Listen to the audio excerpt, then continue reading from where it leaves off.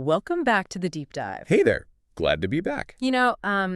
Usually when we sit down to unpack a stack of sources or a new book, we are firmly planted in the here and now. Right. Or at least taking a safe retrospective look at history. Exactly. We analyze what's already happened. But today we are going to try and, break your brain a little bit in the best way possible. Yeah, we were definitely going off the beaten path for this one. This isn't your standard productivity hack or tech review. Oh, we are going way off the path. We are bushwhacking right into the twilight zone. We're talking about the boundaries of reality, the nature of time. Specifically, how the future might actually be haunting your present. Right. And then, just to keep things grounded, we're also going to get some marriage counseling. But not just any marriage counseling. No. Marriage counseling from a disembodied entity. It is a totally unique combination. Yeah. I really don't think you can find this in any other textbook. It's the ultimate late-night radio vibe today. Imagine it's 2 a.m., you're driving on a lonely highway, the static clears, and the radio picks up a signal from somewhere else entirely. That's the energy we are channeling for you today. I love that setup. But before we get too deep into the void, I do have to say this very clearly for everyone listening. This podcast is distributed free of charge on all major platforms for educational purposes. Always important to get that out there. We're exploring ideas here, not giving medical or psychological advice. Absolutely. So, set the scene for us. We aren't looking at a scientific journal today, at least not a traditional one.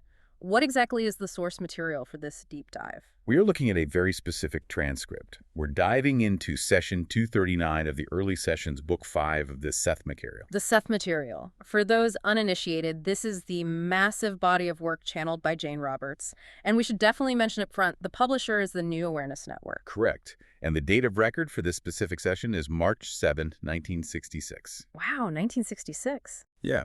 So picture the setting for a second. We are in Elmira, New York. It's 9 p.m. on a Monday. We're just in the living room of Jane Roberts and her husband, Robert Butts. Who Seth calls Rupert and Joseph, right? Exactly. Uses those entity names. Yeah. Jane is in a trance state. She's pacing around the room. Her voice has changed to this deeper, more authoritative tone, and she is speaking as Seth. And in this particular session, there's a witness present, too. Yes. A man named John Bradley, who Seth refers to as Philip. Having a witness there really changes the dynamic, doesn't it? It's not just a husband and wife taking notes alone in a room. There's an outsider. It absolutely does. Yeah. It grounds the session in a really interesting way because John brings his own earthly problems into this multidimensional space. Right. So our mission today is to look at 3 very distinct yet strangely connected things that happen in this living room on this random Monday night in 1966. Break it down for us. What is on the menu? Okay, first, we're going to explore Seth's concept of the inverted time system. The heavy lifting. The really heavy lifting, the idea that the future actually affects the past. Second, we'll look at a very specific psychic test they perform, which is the envelope experiment. Love a good experiment. And third, and honestly my favorite part, we're going to watch a multidimensional entity give a very specific, slightly hilarious, but profoundly deep relationship advice to the witness, John. I just love that mix. It's like, here is how time travel works. Now go buy your wife some flowers. It's literally exactly that. And what binds it all together is the mind. How the mind works, how it associates events, and ultimately how it creates our reality. Okay, let's unpack this. Let's start with the spooky stuff. The inverted time system. Because I think most of us, myself definitely included, operate on a pretty standard timeline. That's correct. Monday comes before Tuesday, 1966 comes before 1980, cause and effect. If I drop a glass, it breaks. The breaking doesn't cause the drop. Right. That is the linear model. Yeah. And honestly, that is how we survive in the physical world. If you didn't perceive time that way, you literally couldn't cross the street. You just freeze up. Exactly. But Seth starts this session by essentially saying that standard psychologists, and by extension most of us, are getting it wrong. Or at least we're only seeing half the picture. He talks a lot about association, right? This idea of how our brain links different things together. He does. He explicitly says, quoting here, association is not clearly understood by any means, because standard psychology says association works backward. Like, if I smell apple pie and suddenly feel happy, it's because I have a memory of my grandmother baking apple pie 10 years ago. Past event triggers current reaction. Simple Pavlovian stuff. Exactly.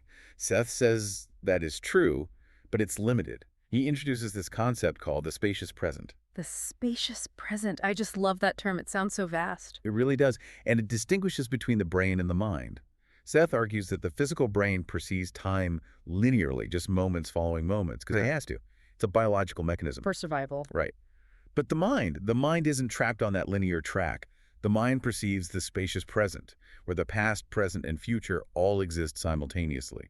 So if the mind sees everything all at once, then association isn't just a one-way street. Precisely. Seth says, therefore, these associations are drawn not only from the past, but also from the future. Okay, pause. I need you to explain that, because to me that sounds impossible. How can I possibly have an association with something that hasn't even happened yet? This is where Seth gives a really chilling example, the story of Frederick Y. Yes, this part actually gave me shivers when I read the transcript.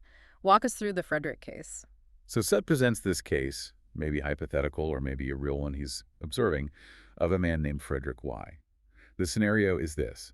Frederick suddenly feels incredibly ill whenever he smells a certain perfume.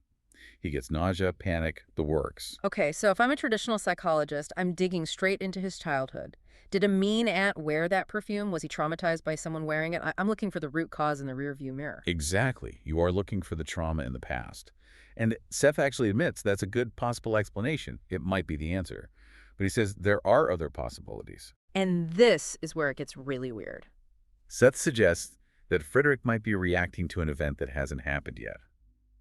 He says, it is possible for Frederick, this year, to become ill at the smell of a particular perfume because subconsciously he knows that in 1980 his mother will be wearing that perfume when she dies. Whoa. Stop. That is a massive claim. He's saying Frederick is suffering right now, getting physically sick today because of a trauma that is 14 years away. Yes. But how does that not break the laws of physics or biology?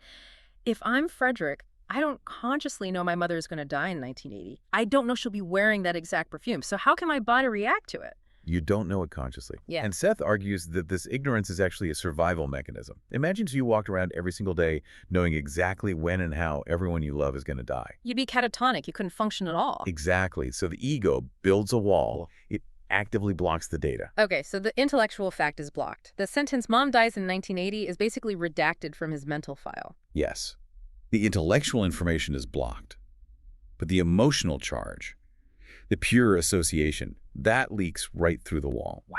So the mind smells the perfume in 1966, scans the entirety of the spacious present, sees this massive emotional trauma associated with that exact scent in 1980, and screams danger. It triggers a literal fight-or-flight response in the body right now. So the body is reacting to a future truth that the conscious mind hasn't even learned yet. Precisely. And Seth says this happens to us constantly. We call it anxiety. We call it a bad vibe or an irrational fear. But Seth is asking, what if it's not irrational at all? What if it's a completely valid reaction to a real event that is just rushing toward you from the future? It totally flips the script on what we call gut feelings, doesn't it? It really does. It makes you wonder how much of our personality or our weird little quirks are actually just echoes from our own future. Seth explicitly states the associative processes work both backwards and forwards. It suggests that we are living in this constant feedback loop with our entire timeline. We aren't just pushed forward by the past, we're actively being pulled by the future. And he adds another layer to this too, which is dreams. Yes, he points out that the mind never actually shuts off. He says psychologists completely underestimate dream events. An association might not come from a waking past event or even a waking future event. It might come from a dream event. So you could be reacting physically to a trauma that only ever occurred in a dream. Or a moment of joy that occurred in a dream. Because to the mind, experience is just experience. It doesn't necessarily distinguish between I physically walked down the street and I dreamt I walked down the street. The emotional residue is real in both cases. So we're being influenced by our past, our future, and our dreams, all just swirling together in this spacious present. It feels chaotic. It's a chaotic, beautiful mess of data. And your conscious brain is just sitting there trying to filter it all into a neat straight line so you can make breakfast and get to work. It's incredible. And what I really love about the Seth material, and specifically these early sessions, is that they don't just stay in the philosophical clouds. They actually try to prove it. They do tests. They do. Jane and Rob were very rigorous about trying to validate this connection. They didn't just want to talk about theory. They wanted to demonstrate it happening in real time. Which brings us to segment 2, the envelope experiment. Right. So purely for context for you listening, Rob would often prepare a double-sealed envelope containing an unknown object. He wouldn't tell Jane what was in it. Naturally. And Jane, while in trance as Seth, would hold the envelope up to her forehead and give her impressions of what was inside. It's classic ESP testing, like something out of Ghostbusters, but taken very seriously. It is. And on this specific night, March 7, 1966, the object in the envelope is an insurance slip. Specifically, it's a receipt for 2 manuscripts Jane had mailed to her publisher back on February 10th. So it's literally just a piece of paper. Pretty Yes. boring object, right? You'd think so. But the details Seth pulls from it are fascinatingly specific. He doesn't just say, oh, it's a paper. Let's look at the hits then, the things Seth got right. Because skeptics will always jump in and say, oh, it's cold reading, it's vague, anyone could guess that. Right, so hit number 1, numbers. Seth says the numbers 4, 6, A, 4, and 9. And looking at the actual receipt, those specific digits, 4, 6, and 9, are all clearly present on the slip. Okay, getting numbers is good, but he gets visual too. He does. He says purple, the color, a connection with a ring. And what was that? The receipt had a hand stamp on it from the post office. It was a purple circle, a purple ring. That is wild. A purple ring. That's not a generic guess at all. If he had said, I see a rectangle, sure, almost every piece of paper is a rectangle. But a purple ring? No, that is highly specific. And he also mentions a square, which Rob later connects to the fact that along with the manuscripts, they had mailed a tape recording box, which was square. But here's where it connects back to the concept of time we just discussed. Seth doesn't just read the ink on the paper. He reads the history of the paper. What do you mean by that? Seth says he senses a connection with a rush or hurry, a framework, and a variety of incidents leading up to an important development. And was there a rush? Rob confirms in his notes that yes, Jane had been in an absolute frantic rush to get these mailed on February 10th. She had to call the publisher, get the tape made, get the manuscripts packed up. It was a very high-stress, high-energy moment for her. So Seth is picking up the emotional residue that Jane left on that object weeks ago. Exactly. To Seth, the object isn't just a dead piece of matter. It's a carrier of the event itself. He perceives the rush, the anxiety of the mailing, just as clearly as he perceives the physical purple ink. It reinforces that whole idea of the spacious present. The event of mailing the letter is still alive and attached to that piece of paper. It's like psychometry, reading the actual energy of objects. Essentially, yeah. Now, for a skeptic, you could say, well, Jane knew she mailed the manuscripts. Maybe her subconscious just guessed it was the receipt in the envelope. Sure, that's the standard skeptical take. She knew she mailed it, so her brain just remembered it. But Jane didn't know which envelope Rob picked out of his batch. And the visual details, the specific numbers, the purple ring, combined with the emotional accuracy, make it a really compelling data point. Especially when you consider they did hundreds of these tests over the years. It really is. It's not just philosophy. They're generating data. But okay, we've done the heavy physics of time. We've done the psychic testing. Now we have to get to the part of the session that honestly made me laugh out loud, but also nod my head in total agreement. The marriage The counseling. marriage counseling. Because we have to remember, there is a third person sitting in the room.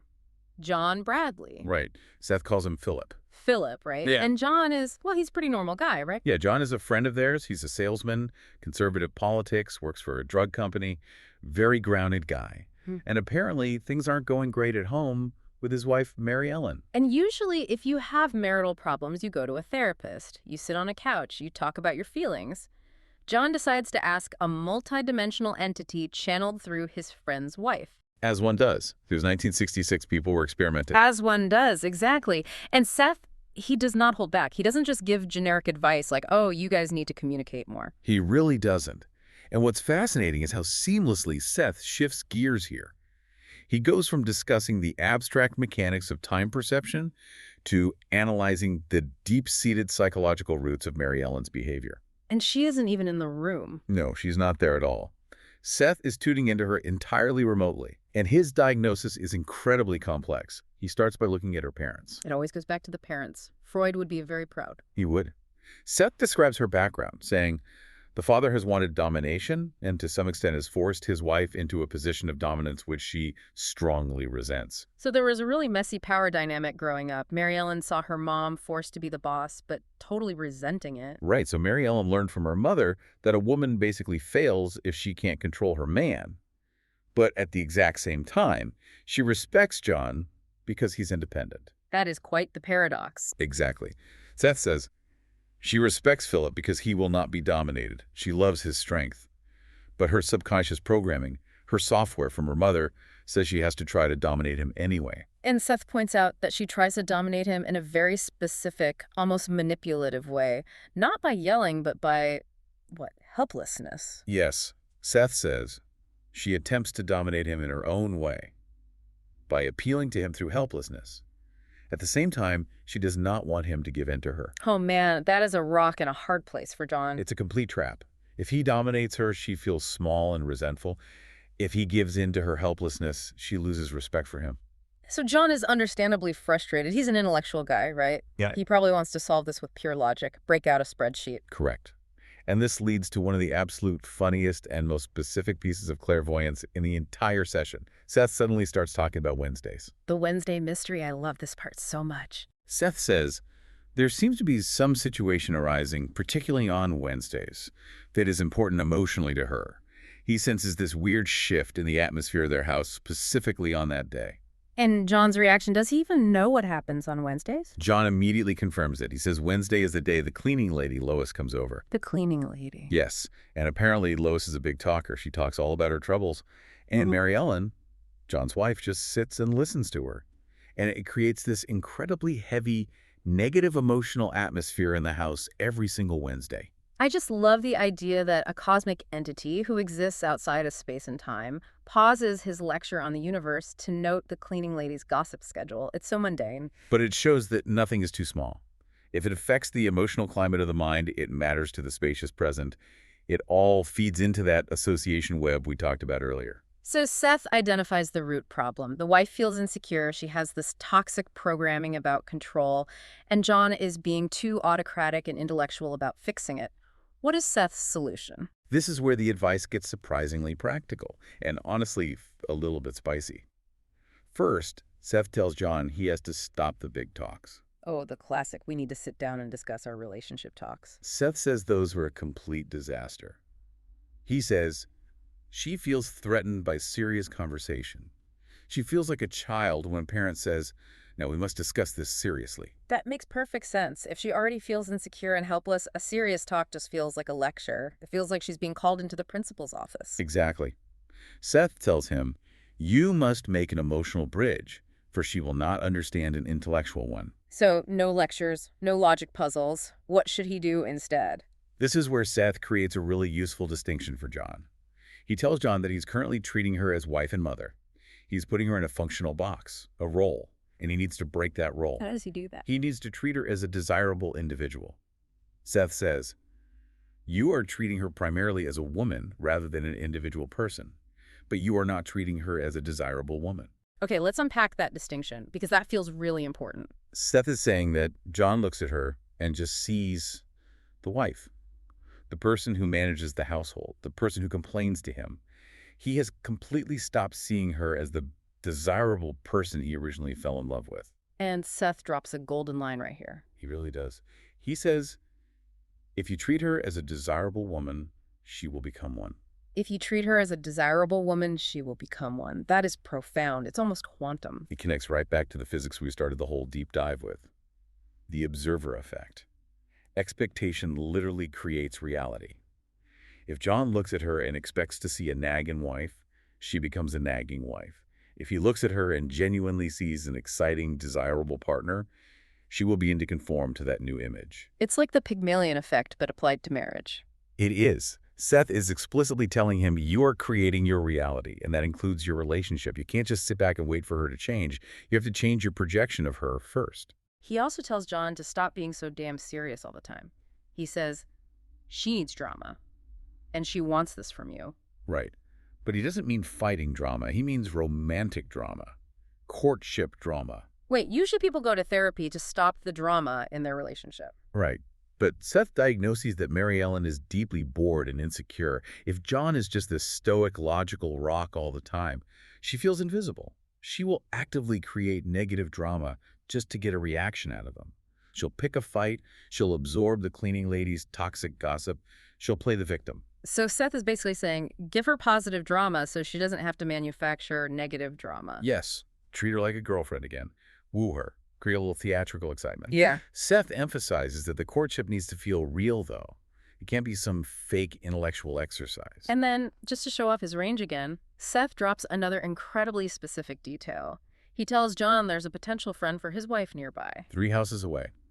Seth specifically says there is a woman, perhaps younger, who would be a good friend for her. And does John verify this detail? He does. Jean confirms there is indeed a younger woman living exactly 3 houses away. They've only said hello in passing, but she exists right where Seth said she was. It's just such a strange, amazing mix of high-level psychology and neighborhood gossip. Fix your multidimensional projection of your wife, and also go talk to the lady 3 doors down. But that is the absolute beauty of the Seth material. It completely refuses to separate the spiritual from the practical. Yeah. It says your thoughts create your reality, whether that means seeing the future in a dream or creating a better marriage by changing how you look at your spouse. It's all running on the exact same mechanism.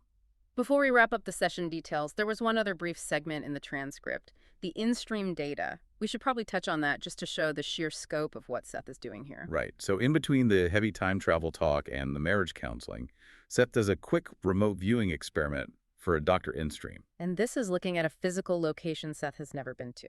Correct. Seth describes a room in detail. He says, a dark corner, wooden paneling, large and very bulky chair, covered with leather or plastic. He even sees a specific 1936 photograph in the room. It's just another layer of validation. It is. It's Seth flexing, in a way. She's saying, look, I can see the future. I can see inside your sealed envelope. I can see the subconscious motivations of a wife who isn't even here. And I can see inside a stranger's house clear across the state. It establishes real authority. Like, if he can see the purple ring on the receipt and the chair in the remote house, maybe you should actually listen to him about the spacious present. Exactly. The small, verifiable hits build the trust required for the big, reality-shattering concepts. So bringing this all together for everyone listening, we have the inverted time system where the future affects the past. We have the envelope experiment where mind reads matter. And we have the marriage advice where perception creates relationship dynamics. What is the through line here? What is the main takeaway for you from this source? I think the ultimate takeaway is the sheer power and honestly the burden of the mind's associations. Say a little more about that. Think about Frederick Y smelling that perfume. His mind associates that scent with a future grief, and it creates a literal physical reality, a sickness in his present moment. Then think about Mary Ellen, the wife. Her mind associates marriage with domination because of her past with her parents, and it creates a physical reality of tension in her current marriage. Both of them are trapped by their associations. One is trapped by the future, one is trapped by the past. Yes, and the solution in both cases is awareness. The concept of the spacious present gives you the power to consciously change those associations. If John changes his association, if he stops seeing nagging wife and actively starts seeing desirable woman, he literally changes the timeline. He breaks the loop. So we aren't just helpless victims of time. We aren't just drifting along a linear track. We are active participants weaving this massive web of past, present, and future. Precisely. We are the spiders in the web. We just usually forget that we're the ones spinning the silk. That is actually really empowering. And also, a lot of responsibility. It is. It means if you have a strong gut feeling, you should probably listen to it. It might literally be mail from your future self. And if you have a persistent relationship problem, you might need to check your own projector before you blame the movie screen.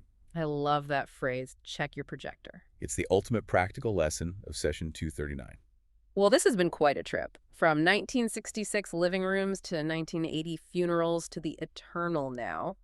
If you want to actually read this stuff for yourselves, because we have really only scratched the surface here, where do they go? You definitely need to go straight to the source material. The books are published by the New Awareness Network. You can find them and a lot more info at sethcenter.com. Specifically, you want to look for the early sessions. This session was in book 5. We highly encourage all of you to study these books. That's sethcenter.com/the-early sessions. Check it out. It is dense, it is wild, and it might just permanently change how you see the world. Or how you see time itself. Exactly. So I want to leave you with a final thought to mull over today. We talked about Frederick Y, who got physically sick smelling a perfume because of a funeral that was still 14 years in the future. Right. So here is the provocative question for you. What is something you love right now? Maybe a song, a specific place, a type of food that you think is just a random preference, but is actually a memory of a moment of pure joy that hasn't even happened to you yet. That is a really beautiful thought. Or conversely, what are you afraid of today? That is actually a warning from 2030. Less beautiful, but equally valid to think about. Something to think about as you go about your day. We will see you in the future, or is it the past? See you in the spacious present. See you there.